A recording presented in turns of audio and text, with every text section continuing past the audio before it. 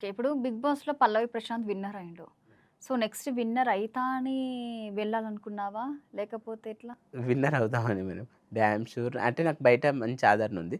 మంచి టీఆర్‌పీ వస్తది. ఓటింగ్ గూడా వస్తది. నేనే విన్నర్ అవుతా అని గూడా ఒక బలమైన నమ్మకం ఉండేది మేడం. ఓకే. సెంటిమెంట్‌గా ఎళ్దాం అనుకున్నావా? లేకపోతే గేమ్ ఏదైనా గూడా ఆడతా అని ఎళ్దాం అనుకున్నావా? గేము అంటే సెంటిమెంట్ అంటే గ్రౌండ్ రియాలిటీ నాది పూరెస్ట్ ఆఫ్ ద పూర్ లాగానే ఉన్నా. కాబట్టి అక్కడ కూడా సింపతి కొంచెం వర్కౌట్ అయితది. ఎంటర్‌టైన్‌మెంట్ ఇవ్వగలను. టాస్క్‌లు గూడా ఫైర్‌గా ఆడగలను. గెలవడానికి ప్రయత్నించేవాడిని టాస్క్‌లు గూడా. ఇంకా ఈ విధంగా ఓవరాల్‌గా 360 డిగ్రీస్‌లో మంచి పెర్ఫార్మన్స్ ఇచ్చి నేను విన్నర్ అవుతా అని ఒక నమ్మకం ఉండే నా పైన సెల్ఫ్ కాన్ఫిడెన్స్. సో, ఆ సెల్ఫ్ కాన్ఫిడెంట్‌నే నిన్ను బయటికి తీసుకొచ్చిందనుకోవచ్చా? అవును. అంటే అంతే అనుకుంటా బహుశా. ఎందుకంటే జడ్జిమెంట్ అయితే అన్‌ఫెయిర్ అనిపిచ్చింది. ఇంకా నీ అదే సెల్ఫ్ కాన్ఫిడెంట్ కరెక్ట్ అనిపిచ్చిందా? కరెక్టే అనిపిచ్చింది మేడం. వాళ్ళ జడ్జ్‌మెంటే రాంగ్ అనిపిచ్చింది టు బీ హానెస్ట్. కాన్ఫిడెంట్‌గున్నావా? ఓవర్ కాన్ఫిడెంట్‌గున్నావా? 'బిగ్ బాస్‌కెళ్ళాలి' అని. కాన్ఫిడెంటే ఉన్నా మేడం.